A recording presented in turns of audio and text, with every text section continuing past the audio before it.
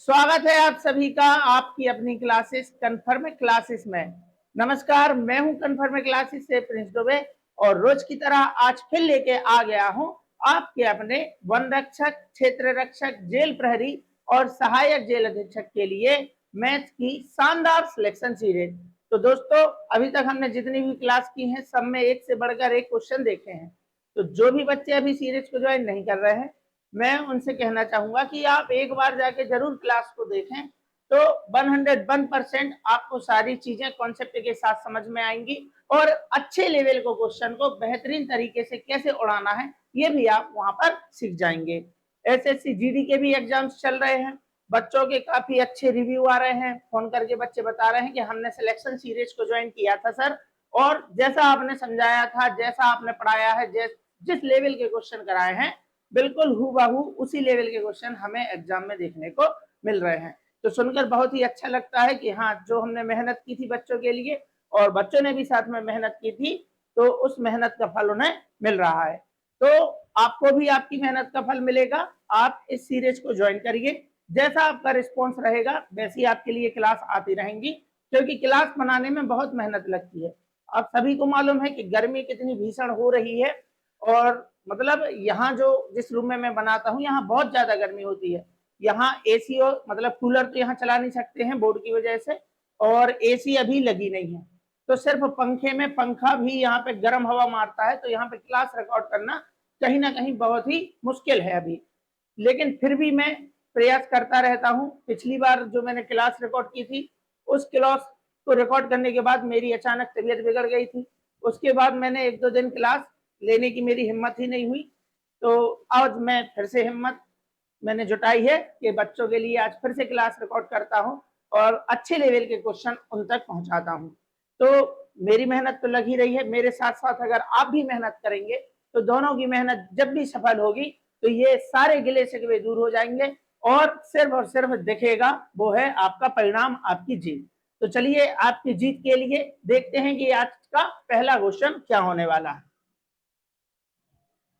ये रहा हमारा आज का पहला क्वेश्चन। रमेश के पास 40 बैग हैं जिन सभी का लागत मूल्य समान है। वह उनमें से 24 बैग 30% लाभ पर बेचता है और से 16 बैग 20% लाभ पर बेचता है। यदि वह सभी 40 बैग 15% लाभ पर बेचता है तो उसका कुल लाभ 880 रुपए कम होता है। ध्यान से समझना इस बात को, कितना गजब का क्वेश्चन है कि उसके पास 40 बैग थे और 40 ही बैग का जो क्रय मूल्य है वो एक समान था, लेकिन उसने जो है शुरुआत के 24 बैग हैं 30% के लाभ पर बेच दिए।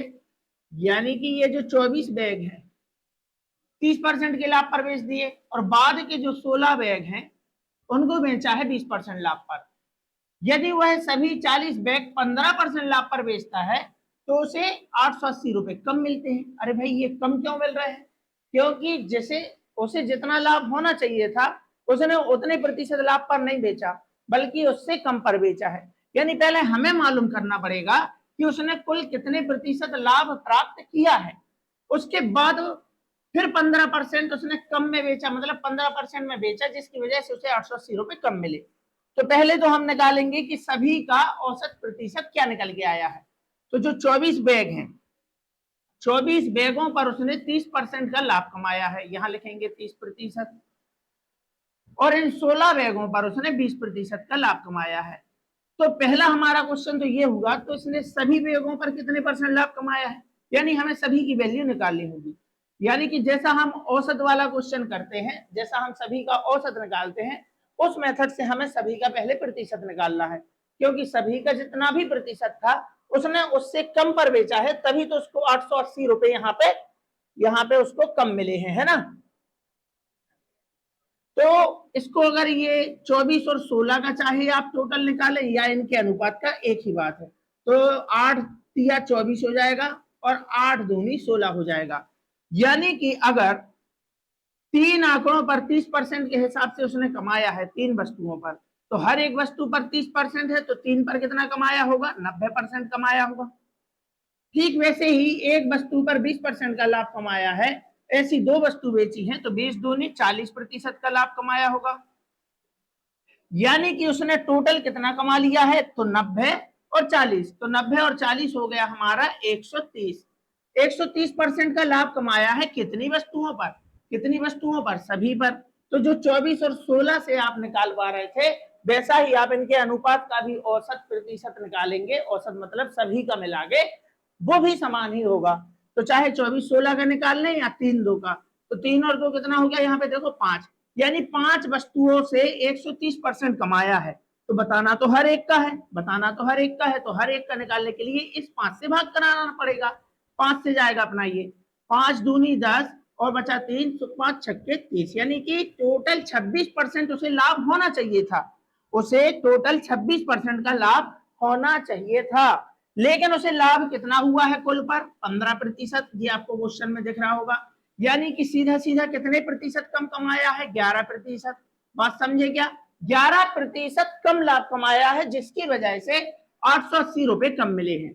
उनके हिसाब से 880 रुपए कम मिले। क्यों मिले, क्योंकि उसने 11% कम में बेची है सभी वस्तुओं पर। जो कुल लाभ हुआ है वो उसने 11% कम बताया है। होना चाहिए था 26% का, हुआ है 15% का, मतलब 11% कम। तो 11% की वैल्यू है 880। गुना चाहिए क्या, एक बैग का लागत मूल्य क्या है, तो लागत मूल्य मतलब 100। अगर हम परसेंटेज में बात कर रहे हैं तो कोई भी वस्तु 100% की है, 30% लाभ में अगर वो बेचेगा मतलब 130 में बेचेगा। तो हमने सभी का लागत मूल्य मान रखा है कि 100 है, यानी कि हमें चाहिए है 100% की वैल्यू। प्रतिशत यहाँ था, प्रतिशत यहाँ है, तो लिखने की जरूरत है नहीं। 11 से जाएगा, 11 अट्ठे 88, शून्य की शून्य, इसका गुणा कराओगे तो यहाँ आ जाएगा देखो 8000। तो ये कितनी वस्तुओं का है, तो ये निकल के आया है सभी वस्तुओं का। सभी वस्तु मतलब 40 बैगों का। तो 40 बैगों का लागत मूल्य निकल के आ गया 8000। हमें हर एक का चाहिए तो 40 से कराना पड़ेगा भाग। शून्य से शून्य जाएगा, 4 से जाएगा 4 दूनी 8, 2 जीरो के 2 जीरो, यानी आंसर होने वाला है हमारा 200, ऑप्शन नंबर बी। तो काफी अच्छा क्वेश्चन था। यानी कि पहले तो आपको बताना है कि कुल लाभ आखिर होना कितना था। तो कुल लाभ जो है वो 26% होना चाहिए था, लेकिन उसने हमें बताया है 15%। यानी कि यहाँ से उसने 11% कम कमाया है, जिसकी वजह से उसे 880 रुपए कम मिले हैं। सीपी यानी कॉस्ट प्राइस, हमेशा अगर आप परसेंटेज के आधार पर बात कर रहे हैं तो हम 100 ही मानते हैं, क्योंकि प्रतिशत, सत मतलब होता है 100। तो 11% की वैल्यू ये रही 880, तो 100% वस्तुओं का क्रय मूल्य होगा। यानी सभी वस्तु 8000 की हैं, सभी का मूल्य नहीं पूछा है, पूछा है एक वस्तु का। तो 40 वस्तु 8000 की हैं, तो हर एक 40 से भाग कराने पे हमारा आंसर आ जाएगा, आंसर है 200 रुपए। चलिए, यदि हेज बराबर जोड़ और डॉलर बराबर घटाना, यानी इनके सिंबल दिए हैं और उसका मतलब उसने हमें बताया है। तो जैसे ये 50 है, तो हेज की जगह पे उसने कहा ना जोड़ना, तो यहाँ पे आपको जोड़ना लगा लेना है। और इस डॉलर का मतलब क्या है, घटाना, यानी कि यहाँ पे ऋण आ जाएगा। इसका मतलब है गुणा, यानी यहाँ पे गुणा आ जाएगा। और परसेंटेज का मतलब है भाग, यानी यहाँ पे आ जाएगा भाग। और फिर करना है, इसको सॉल्व करना है, ठीक है ना। तो हमें अगर बोर्ड मास आता है तो हम इस क्वेश्चन को कर पाएंगे। तो बोर्ड मास में सबसे पहले क्या होगा, ब्रैकेट होता है वो है नहीं, ओ मतलब ऑफ है वो है नहीं, यानी डिवाइड से स्टार्ट करेंगे। डिवाइड मतलब 2 को भाग कराना है, किससे कराना है, 4 से, यानी कि 2 भागे 4 हो गया। तो ये कट जाएगा, 2 एकम 2 दूनी 4, यानी कि यहाँ आ गया 1/2। उसके बाद लगा है गुणा, गुणा आ गया। फिर है अपना यहाँ पे देखो 8, अब गुणा होगा, 2 एकम 2 चौके 8, यानी यहाँ तक का जो आंसर है वो हो गया हमारा 4। हो गया ना 4। 4 के बाद यहाँ पे इस डॉलर का मतलब क्या था, घटाना, घटाना, यहाँ पे आ गया देखो 10, 10 आ गया। हेज का मतलब है यहाँ पे धन, और यहाँ पे आ गया है देखो 50। तो 50 और 10 60 हो गया, 60 में से 4 चला जाएगा तो आ जाएगा अपना 56, ऑप्शन नंबर सी। तो आसान सा क्वेश्चन था। इस तरीके के क्वेश्चन भी एग्जाम में देखने को मिले हैं कि वो कोडिंग कर देता है, जैसे कोडिंग कि इसका कोड ये है, इसका कोड ये है, आपको सिर्फ वहां वैल्यू लगाना है, चिन्हों को स्थापित करना है और बड़े आसान तरीके से इसे सॉल्व करना है। ठीक, चलिए, तो आंसर होने वाला है हमारा 56। ये रहा हमारा अगला क्वेश्चन। एक पुस्तक विक्रेता किसी पुस्तक पर 10% की छूट देता है और फिर भी 15% का लाभ कमाता है। यदि पुस्तक का लागत मूल्य 720 रुपए है तो अंकित मूल्य हमसे पूछा है, सूचीबद्ध मूल्य भी इसे कहते हैं। तो अगर आपको छूट का प्रतिशत यानी बट्टे का प्रतिशत दिया है और लाभ का प्रतिशत दिया है तो आप हमेशा क्रय मूल्य और अंकित मूल्य का अनुपात डायरेक्ट बता सकते हैं, यानी कि कॉस्ट प्राइस का, सीपी का और मार्केट प्राइस यानी एमपी का रेशियो बता सकते हैं। वो कैसे बता सकते हैं? यानी कि जब आप 100 में से डिस्काउंट परसेंटेज कम करेंगे तो आ जाएगा आपका कॉस्ट प्राइस का रेशियो, और जब आप 100 में प्रॉफिट का परसेंटेज शामिल करेंगे तो आ जाएगा आपका अंकित मूल्य का रेशियो। याद कैसे रखेंगे सर, ये पलट गया तो याद रखना है कि डिस्काउंट हमेशा कम होता है इसलिए घटाया है, प्रॉफिट हमेशा जुड़ता है इसलिए जोड़ा है, ठीक है ना। और जो जोड़ रहे हैं तो मार्केट प्राइस अधिक, जोड़ने से अधिक आएगा तो मार्केट प्राइस हमेशा अधिक ही रखते हैं, और कॉस्ट प्राइस दूसरा है ही। तो हमारा 100 है जैसे यहाँ पे, और डिस्काउंट का परसेंटेज उसमें दे रखा है कि 10, तो 100 में से 10 जाएगा तो यहाँ आ जाएगा देखो 90। उसके बाद प्रॉफिट परसेंटेज हमारा 15 है, 100 में 15 शामिल करेंगे 115 आ जाएगा। तो ये हमारा क्रय मूल्य है और ये हमारा अंकित मूल्य है। कटता है तो काट सकते हैं, 5 से जाएगा अपना ये, 5 एकम 5 बच गया, 4 हो गया 40, 5 अट्ठे 40, 5 से जाएगा, 5 दूनी 10 बचा, 1 हो गया 15, 5 दिया 15, 18:23 आ गया। उनके हिसाब से लागत मूल्य दे रखा है 720, हमारे हिसाब से लागत मूल्य आ गया 18। गुणा चाहिए क्या? हमें चाहिए है अंकित मूल्य। अंकित मूल्य हमारा है 23, यानी 23 की वैल्यू हमें बताना है। 18 एकम 18 चौके 72, शून्य का शून्य आ जाएगा यहाँ पे, और ये 4 तिया 12, 1 4 दूनी 8 और 1 9 और शून्य का शून्य, यानी आंसर होने वाला है 920, ऑप्शन नंबर ए।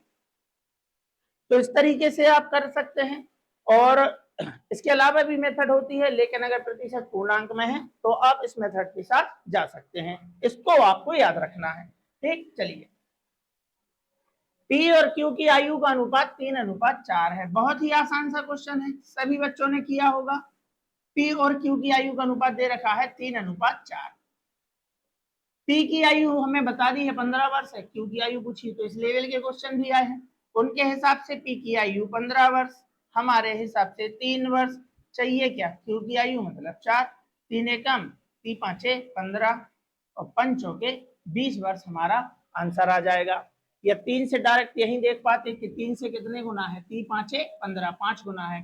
पी की आयु दी है, पी की आयु हमारे हिसाब से 3 है, 3 पांचे 15, तो 4 का भी 5 गुना कर दो, 4 पंचे 20, ठीक है ना। जो बच्चे गुना इस तरीके की भाषा को नहीं समझते हैं उनके लिए तरीका है, उनके हिसाब बटे अपने हिसाब चाहिए क्या। चलिए, एक नियमित षटभुज का क्षेत्रफल 216√3 वर्ग मीटर है, प्रत्येक भुजा की लंबाई कितनी है? एक नियमित षटभुज, षटभुज से कई क्वेश्चन देखने को मिले हैं और मैंने बच्चों को हमेशा सिखाने का प्रयास किया है ताकि उनके दिमाग में एक इमेज सेट हो जाए। अब वो इमेज कैसे सेट होगी तो देखो, यही है हमारा षटभुज, ये, ठीक, देख पा रहे होंगे आप लोग। इसको अपन थोड़ा सा बड़ा कर लेते हैं, अब शायद आपको क्लियर दिख रहा होगा। यही है हमारा षटभुज।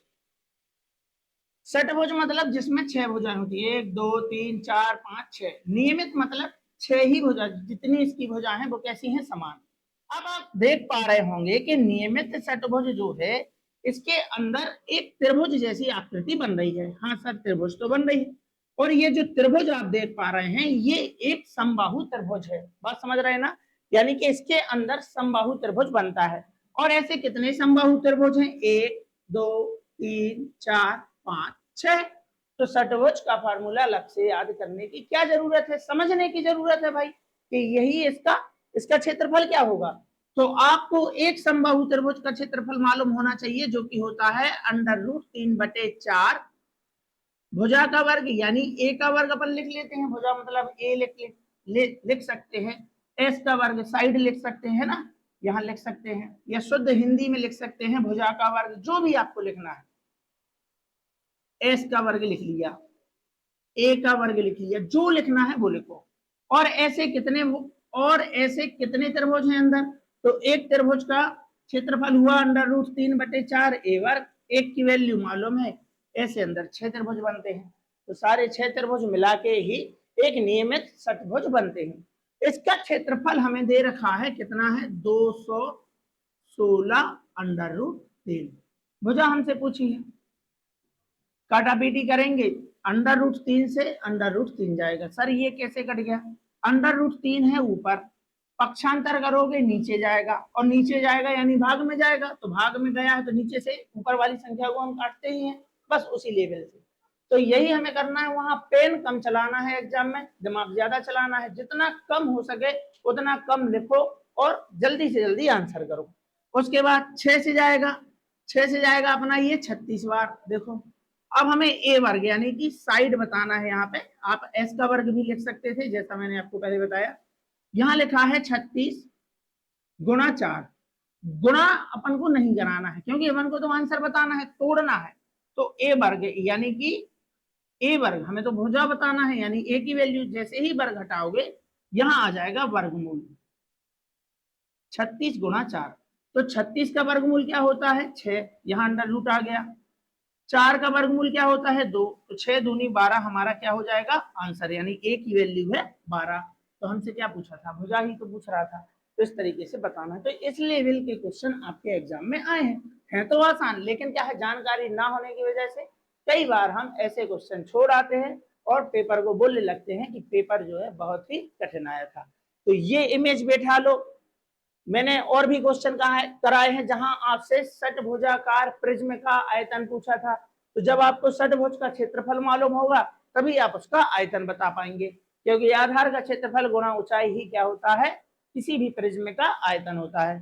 तो उसके आधार पर कौन सी आकृति बन रही है उसका क्षेत्रफल आपको मालूम होना चाहिए। एक शंकु जिसकी त्रिज्या 14 सेंटीमीटर है और तिर्यक ऊंचाई 10 सेंटीमीटर है, मतलब तिर्यक ऊंचाई भी उसने दे रखी है, उसका वक्र सतह का क्षेत्रफल, वक्र पृष्ठीय क्षेत्रफल हमसे पूछ रखा है। तो फिर जैसे ही हमने देखा 22/7, ये 7 तो इस 14 को निपटाएगा, लेकिन ऊपर क्या बच जाएगा? 22। तो 22 किससे कटता है? 11 से, यानी हमारा आंसर जो भी होगा वो 11 का गुणज होगा। क्या ये 11 से कटता है? हाँ, मतलब ये हमारा आंसर हो सकता है। ये 11 से नहीं कट रहा है, 11 में 42 नहीं आता, 11 में 48 नहीं आता, एक ही ऑप्शन बचा 440, यही हमारा आंसर होगा। तो विभाजिता के नियम से 11 कहां से आया सर? 11 यहां से आया कि आप पाई की वैल्यू 22/7 लिखेंगे, तो 7 से 22 तो करने वाला है नहीं, यानी कि ऊपर 22 तो रहेगा ना।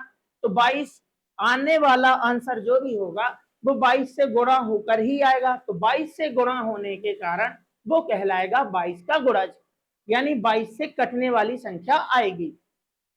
और जो संख्या 22 से कटेगी वो 11 से भी कटेगी, क्योंकि 22 का बच्चा है 11, 22 का गुणनखंड है 11, और हमें विभाजिता पता है 11 की। इसलिए मैंने चेक किया कि जो भी ऑप्शन 11 से कटेगा वो हमारा आंसर होगा। बाकी अगर आपको शंकु का जिसकी त्रिज्या ये दे रखी है और वक्र पृष्ठ निकालना है, तो शंकु का वक्र पृष्ठीय क्षेत्रफल होता है πr/l। इस टाइप की आकृति जो होती है वो हमारी शंकु कहलाती है। शंकु ही एक प्रकार का पिरामिड है। किसी भी पिरामिड का वक्र पृष्ठीय चाहिए तो क्या, तो आपको बोलना है आधार का परिमाप। तो आधार पर बना है वृत्त, वृत्त का परिमाप होता है 2πr, और गुणा करा देना है ऊंचाई, लेकिन इसमें ऊंचाई नहीं, तिर्यक ऊंचाई यानी कि एल काम आएगी, यहाँ लिखना है एल। और जितने भी पिरामिड यानी आगे से नुकीले टाइप के होते हैं इस तरीके से, उनके वक्र पृष्ठ में आगे जोड़ते हैं 1/2, और पिरामिड के आयतन में जोड़ते हैं आगे 1/3। तो ये वक्र पृष्ठ है इसलिए 1/2 जोड़ा, 2 से 2 कट गया, फार्मूला तैयार हुआ πr/l। ठीक है ना? तो इस तरीके से हमें समझना होता है। पाई का मतलब 22/7, आर का मतलब 14, और एल का मतलब 10 है ही। 7 एकम 7 दूनी 14, 22 दूनी 44, 44 धाम 440। ठीक है ना? बाकी ऑप्शन से कैसे करना था ये मैंने आपको सिखाया है। 60 और 75 का महत्तम समापवर्तक क्या है? तो महत्तम समापवर्तक मतलब वह बड़े से बड़ी संख्या जो 60 और 75 को काट दे। एलसीएम मतलब वह छोटे से छोटी संख्या, जैसे 60 और 75 का एलसीएम पूछते तो वह छोटे से छोटी संख्या जो 60 और 75 से कट जाए। लेकिन महत्तम समापवर्तक वह बड़े से बड़ी, महत्तम मतलब बड़े से बड़ी, वह बड़े से बड़ी संख्या जो 60 को भी काट दे और 75 को भी काट दे। तो 20 से 60 तो कटेगा, 75 कटेगा नहीं। 10 से 75 कटेगा नहीं, क्योंकि 10 की विभाजिता होती है का अंक शून्य होना चाहिए। 35 में तो 60 ही नहीं आ रहा, 35 दूनी 60 थोड़ी होता है, नहीं, बचा ऑप्शन डी, निकालने की जरूरत नहीं होती। कभी भी एग्जाम में इस तरीके की मेथड का इस्तेमाल मत करना।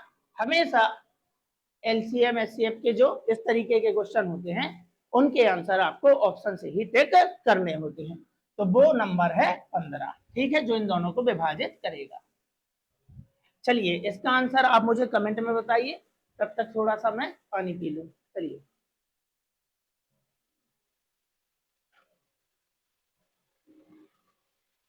और कमेंट तो करते ही नहीं है, भले मैं बोल रहा हूं लेकिन बहुत बच्चे हैं जो सिर्फ देखेंगे लेकिन कमेंट नहीं करेंगे।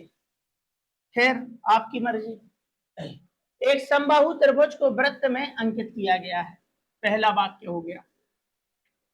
वाक्य दूसरा है, त्रिभुज की भुजा 12 सेंटीमीटर है, वृत्त की त्रिज्या निम्न सूत्र से ज्ञात की जाती है। बताओ कितनी महाजनी वाला सूत्र है, मतलब किसी महाजन व्यक्ति ने बनाया है, उसने इसका फार्मूला भी बता दिया। त्रिज्या हमसे पूछ रहा है, भुजा दे रखी है और त्रिज्या बताते कैसे हैं उसका फार्मूला भी दे रखा है कि भुजा बटे √3 आपको करना है।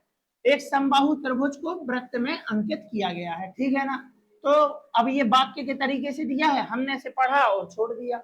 तो सारी चीजें दे रखी हैं, पूछने का एक नया अंदाज है कि वाक्य के माध्यम से हम पूछेंगे, पहला वाक्य दूसरा वाक्य सब दे रखा है कि भुजा बटे, तो भुजा है हमारी 12 और नीचे आ जाएगा √3, ठीक है ना। इसे हल करना है सर, इस तरीके का तो ऑप्शन हमें दिया नहीं, तो भाई इसको सॉल्व करना है ना। तो इसका हर का परिमेयकरण करेंगे, यानी कि अगर नीचे √3 है तो √3 का ही दोनों जगह आपको गुणा करा देना है, ठीक है ना। √3 गुणा √ मतलब ऊपर नीचे, तो होगा क्या, होगा ये कि ऊपर तो आ जाएगा 12 √3 और √3 और √3 का गुणा कराएंगे तो √9 हो जाएगा। 9 पूर्ण वर्ग है तो 9 का वर्गमूल क्या होगा, 3। लेकिन हम शॉर्ट में याद रख लेते हैं कि √3 और √3 का गुणा कराएंगे तो 3 ही आएगा, यहाँ 3 ही आएगा। √2 गुणा √2 2 ही आएगा। √5 गुणा √5 5 ही आएगा। तो इस तरीके से याद कर लेते हैं। 3 से कटता है, काट दो, 3 एकम 3 चौके 12। तो आंसर होना चाहिए था 4 √3, लेकिन ये भी नहीं है ऑप्शन में, यानी √3 का मान आपको याद होना चाहिए। 4 गुणा √3 का मान होता है 1.732, ठीक है ना। बस गुणा करा दो, 4 दूनी 8, 4 तिया 12, यहाँ 1 आ जाएगा, 4 सत्ते 28 और 1 29, यहाँ 2 आ जाएगा, 4 एकम 4 और 2 6, 1 यहाँ 3 अंकों के बाद दशमलव है, लगा दो, 6.928 आएगा। तो 6.92 तो नहीं दिया है सर, 8, अरे तो भाई 2 के बाद 8 है, उसने अगला नंबर ले लिया इस वजह से, इसलिए 93 होगा, 6.93 सेंटीमीटर, ठीक है ना। तो फार्मूला भी दे रखा था, सिर्फ आपको √3 का मान यहाँ पे लिखना था और गुणा करा के आंसर बताना था, ठीक है ना। चलिए, 40 छात्रों की औसत आयु 15 वर्ष है, तो ये सबसे फेमस क्वेश्चन है और बहुत ज्यादा बार पूछा गया है। मतलब शायद ही ऐसा कोई बच्चा होगा जिसने औसत पढ़ा होगा और ये वाला क्वेश्चन ना देखा हो, चाहे उसने भारत में किसी से भी पढ़ा हो, ये वाला क्वेश्चन किया ही होगा, है ना। तो ये क्वेश्चन लगभग सभी को आता है। करते कैसे हैं मैं आपको बताता हूँ। सभी का औसत क्या चल रहा था, सभी का औसत चल रहा था 15, जो औसत चल रहा होता है वो लिख लेते हैं। तो 15 से औसत कितना हो गया है, 16, मतलब औसत मतलब हर एक में वृद्धि हो गई है 1 की, औसत में वृद्धि हो गई है 1 की। मैं औसत बोलूं या हर एक बोलूं, बात एक ही है, औसत का मतलब ही होता है हर एक। तो हर एक के खाते में 1 वर्ष की वृद्धि हो गई। और कितने लोग हैं, तो 40 तो बच्चे थे, शिक्षक की आयु शामिल कर ली, मतलब शिक्षक भी शामिल हो गए। अब लोगों की संख्या हो गई है 41, हर एक को एक एक का फायदा मिला है और 41 लोगों को यह फायदा मिलना है, तो 41 लोगों को 41 का ही फायदा मिलेगा। यानी जो शिक्षक की आयु है वो 15 वर्ष तो है ही, बल्कि सबकी औसत आयु में एक एक की वृद्धि कर दी है, इतनी है, एक एक की वृद्धि 41 लोगों में, मतलब 41 वर्ष और है। तो टोटल कितना है, 15 भी है 41 भी है, तो 5 और 1 6, 4 और 1 5, यानी कि शिक्षक की जो आयु होने वाली है वह 56 वर्ष होने वाली है। ठीक है ना, तो ये क्वेश्चन लगभग सभी को आता है। चलिए, एक आयत पी क्यू आर एस को 13 सेंटीमीटर त्रिज्या वाले वृत्त में अंकित किया गया है। ठीक है ना, जहां पी एस, तो इस तरीके का अपन ने क्वेश्चन देखा और देख के भाग गए, जबकि क्वेश्चन जो है मुश्किल से 5 सेकंड में हो जाना था। बाकी मुझे आपको समझाना भी है तो मैं आपको जरूर समझाऊंगा, है ना। कि ये आ गया हमारा पहले तो वृत्त, ठीक दिख रहा है, हाँ दिख रहा है। और वृत्त के अंदर उसने बोला है कि भाई एक आयत आएगा। ठीक, तो यहां हमने ये आयत बनाने का प्रयास किया है, इसको लेके आएंगे पहले अंदर। तो पहले इसमें फिट करना है हमें।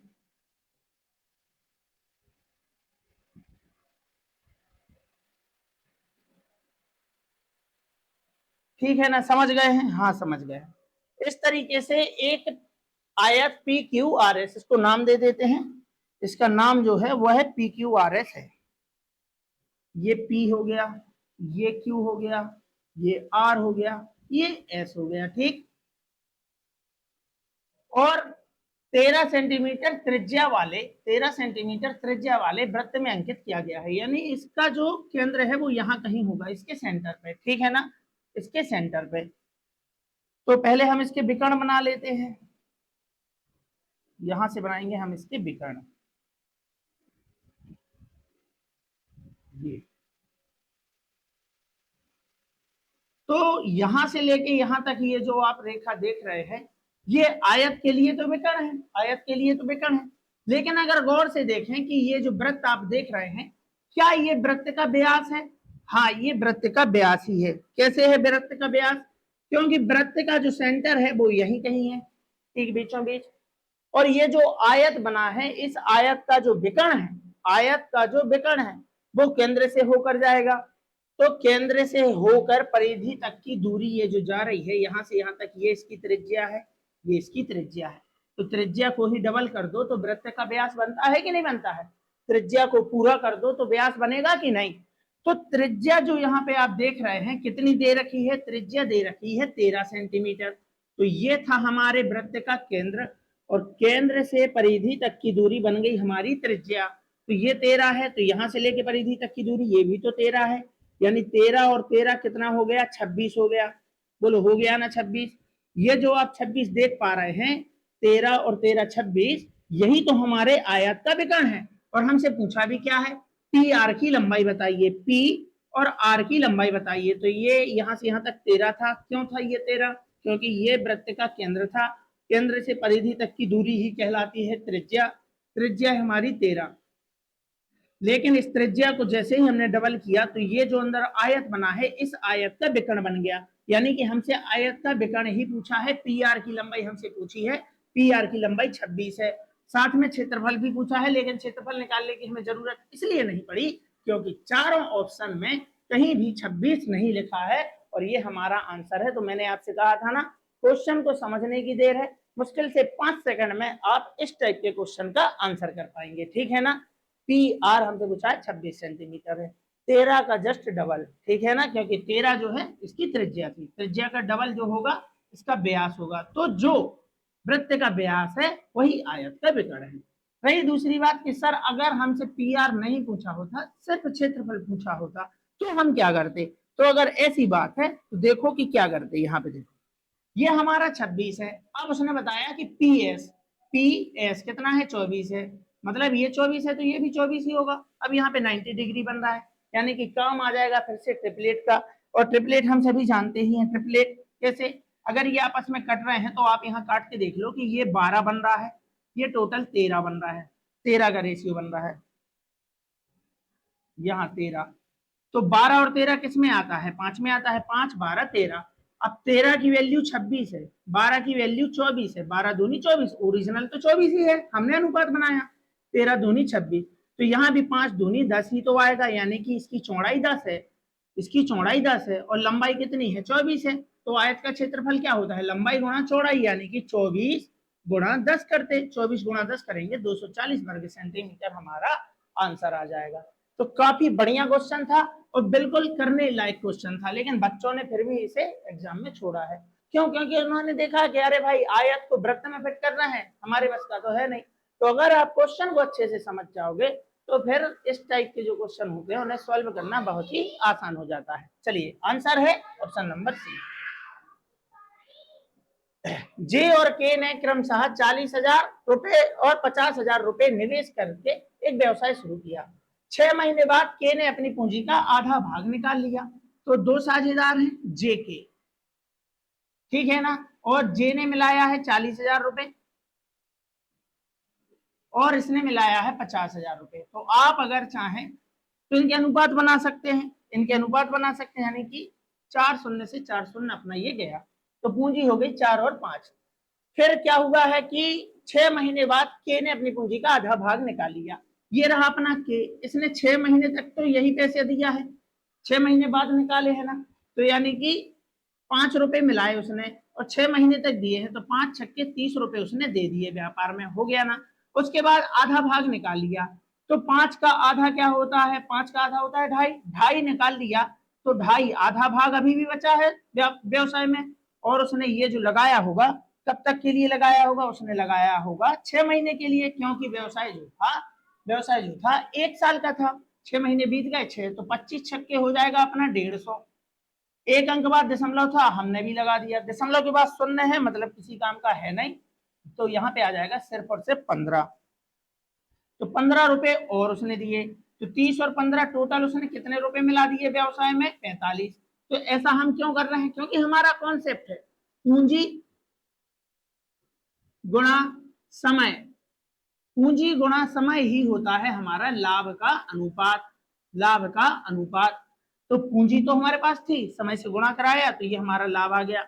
क्या दूसरा जो साझेदार है उसने कुछ किया, उसके बारे में कोई जानकारी है? नहीं है, मतलब उसने 12 महीने यानी 1 साल, 1 साल में 12 महीने होते हैं, 12 महीने तक रेगुलर उसने व्यवसाय किया है शांति से।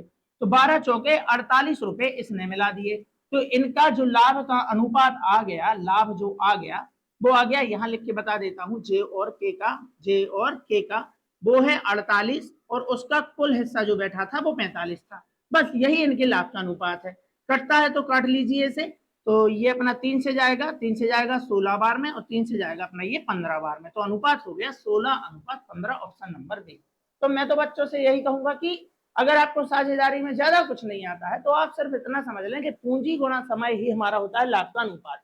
तो जितने महीने बाद पूंजी निकाल रहा है उतने महीने तक वही पूंजी चलाइए, 5 छक्का 30 दे दिया, उसके बाद निकाला है तो 5 का आधा होता है 2.5, 2.5 गुणा 6 कराएंगे 15 आ जाएगा, और टोटल पूंजी जो है इसने 45 मिलाई है। इसके बारे में कोई जानकारी नहीं थी, मतलब इसने 4 रुपए लगा के 12 महीने तक व्यापार किया है, 12 चौके 48, आपस में काटेंगे 16:15 हमारा आंसर हो जाएगा, ठीक है ना। चलिए, और ये रहा हमारा आज का लास्ट क्वेश्चन, ठीक। रघु ने एक भूखंड को 1,20,000 में बेच दिया, जबकि उसने इसकी प्रारंभिक सूचीबद्ध मूल्य पर 33% की छूट दी थी। यानी कि छूट देने के बाद उसने भूखंड को बेचा है, प्लॉट को बेचा है। यानी अगर कोई वस्तु 100 रुपए की थी तो उसने 33% का डिस्काउंट दिया है और बेच दिया है, तो बेचा कितने में होगा, 67 में। ये इसका अंकित मूल्य हो गया और ये उसका हो गया सेलिंग प्राइस हो गया, यानी कि विक्रय मूल्य हो गया। 100 की वस्तु 33% के डिस्काउंट पर, छूट पर अगर आप बेचते हैं तो 67 में बेचोगे, है ना। तो हमसे पूछा क्या है कि भूखंड का मूल्य क्या था, मूल मूल्य क्या था, ओरिजिनल प्राइस क्या था। तो 33%, लगभग 33 सही 1/3% की अगर हम बात करें, 100 के 3 हिस्से अगर हम करें तो लगभग 33% होगा हर एक हिस्सा, यानी उसने 2 हिस्से में बेचा है। तो ये अगर 2 हिस्से की वैल्यू है, 2 हिस्से की वैल्यू है 33 सही 1/3% का मतलब होता है 1/3, 1/3, यानी 3 की वस्तु 1 के डिस्काउंट पर बेची है तो बेची कितने में होगी, 2 में। तो ये 33 सही 1/3% नहीं है, लेकिन है तो 33%, थोड़ा सा ही फासला है। तो लगभग तो हम कह ही सकते हैं कि यानी कि ये 2 हिस्से, अगर 33 सही 1/3% का मतलब 1/3 होता है, तो 3 की वस्तु 1 की छूट पर बेचेगा तो 2 में बेचेगा, यानी 2 की वैल्यू अगर 1,20,000 है तो जो 3 की वैल्यू 1 की वैल्यू होगी वो 60,000 होगी। 2 की वैल्यू कितनी है, 1,20,000, तो 1 की वैल्यू 60,000 हुई ना। तो 3 की वैल्यू कितनी हुई, हमसे तो ओरिजिनल मूल्य पूछा, ओरिजिनल प्राइस पूछा है। तो 1 की वैल्यू जब 60,000 है तो 3 की वैल्यू जो होगी वो 180 के पास होनी चाहिए, 180 के पास होनी चाहिए। 67% की वैल्यू ये है तो 100%, यानी कि ये 2 हिस्सा मैं इसको मान सकता हूँ। तो 3 हिस्सा कितना होगा, 3 हिस्सा कितना होगा, 2 हिस्से की वैल्यू 1,20,000 है तो 3 हिस्से की वैल्यू 1,80,000 के पास होना चाहिए मेरा आंसर। क्या ये 1,80,000 के पास है, ये भी नहीं है, 180 से ज्यादा है। एक ही आंसर बचता है, ऑप्शन नंबर सी मेरा आंसर है बिना कैलकुलेशन किए, क्योंकि हमें पता है कि 67 से भाग देने पे आंसर जो आएगा दशमलव में आएगा और कैलकुलेशन हेवी हो जाएगा, यानी कि सिर्फ और सिर्फ आइडिया लगाने की जरूरत थी। बात को समझे ना। 33% का मतलब क्या है, 100 का 1/3 हुआ लगभग, 100 का 1/3 हुआ ना, 100 के 3 हिस्से करेंगे, 33% के ही तो हिस्से बनेंगे, 33 सही 1/3%, वो 100 का 1/3 होता है, 33 सही 1/3% का मतलब होता है 1/3। अगर ये 33% ना होके 33 सही 1/3% होता तो मैं इसे बोलता है 1/3। 3 की वस्तु 1 की छूट पर बेचा है, मतलब बेचा कितने में है, 2 में, यानी 2 सेलिंग प्राइस है। तो 2 की वैल्यू 1,20,000 है तो 3 की वैल्यू कितनी है, 2 की वैल्यू 1,20,000 होती तो 3 की वैल्यू क्या होती, 3 की वैल्यू मैं इस तरीके से निकालता, 60 या 80 है, यानी 1,80,000 मेरा आंसर होता। लेकिन ये तो 67 की वैल्यू दे रखी है, यानी कि दशमलव में कुछ फासला तो होगा, लेकिन ज्यादा फासला नहीं होगा क्योंकि ये 33% है और मैंने क्वेश्चन को मान के किया है 33 सही 1/3% के आधार पर। बात को समझे ना। तो आइडिया लगाने की जरूरत है, मेरा जो भी आंसर होगा वो 1,80,000 के बहुत ही ज्यादा पास होगा। क्या ये 1,80,000 के पास है, नहीं। क्या ये है, नहीं, नहीं। एक ही ऑप्शन बचता है जो 1,80,000 के पास में है। बात समझ रहे हैं ना। तो इस तरीके से आपको क्वेश्चन को करना है, क्योंकि अगर आप इसे हल कर रहे हैं तो आप बोलेंगे 1,20,000 विक्रय मूल्य है और हमारे हिसाब से विक्रय मूल्य है 67, चाहिए है हमें 100 की वैल्यू, तो आप 67 से इसे भाग कराएंगे थक जाएंगे, 67 का आपको पहाड़ा बनाना पड़ेगा, ठीक है ना। तो आपको इस तरीके से आइडिया अप्रोक्स लगाना है, यही हमारा आंसर है। तो ये क्वेश्चन जो है आपके एमपी कॉन्स्टेबल 2025 में आ चुका है, तो इस लेवल के क्वेश्चन आपके एग्जाम में आ सकते हैं। अभी हम देखेंगे और भी किस तरीके के क्वेश्चन और हमें देखने को मिलते हैं और उन्हें कितने अच्छे तरीके से किया जा सकता है। तो चलिए फिर देखते रहिए सिलेक्शन सीरीज को, बढ़िया से प्रैक्टिस कीजिए, आने वाला कल आपके लिए बहुत ही अच्छा होने वाला है। अगर आज आप मेहनत करते हैं तो इसका परिणाम निश्चित रूप से आपको मिलेगा, और साथ ही आप भी अपनी मेहनत का फल चाहते हैं, उसी प्रकार मैं भी जो मेहनत कर रहा हूं उसका फल निश्चित रूप से चाहूंगा। तो वो मेरा फल ये होगा कि आप बच्चों का सपोर्ट, तो जितना हो सके अपने चैनल को, अपनी क्लास को, अपने कोचिंग सेंटर को, जरूर अपने सर को सपोर्ट कीजिए। तो बहुत ही जल्द हमारा यूट्यूब परिवार 1,000 पार होने वाला है। तो ये होगा कब, जब आप लोगों सपोर्ट दिखाएंगे। तो सपोर्ट कीजिए, वीडियो को लाइक शेयर जरूर कीजिए, जितना हो सके अपने फ्रेंड सर्कल में, अपने भाई बहनों तक क्लास को जरूर पहुंचाइए। चैनल भले ही आज छोटा है लेकिन कंटेंट किसी से कम नहीं है, कंटेंट बहुत ही जबरदस्त है और तरीके भी आप देख ही रहे हैं। तो अगर आपको पसंद आता है तो जरूर वीडियो को लाइक करें और चैनल को सब्सक्राइब करें अगर नहीं किया है तो, और आगे भी शेयर करें। तो चलिए फिर मिलते हैं किसी और अगली क्लास में, तब तक के लिए आप सभी बच्चों का बहुत बहुत धन्यवाद। सभी को राधे राधे, जय श्री महाकाल।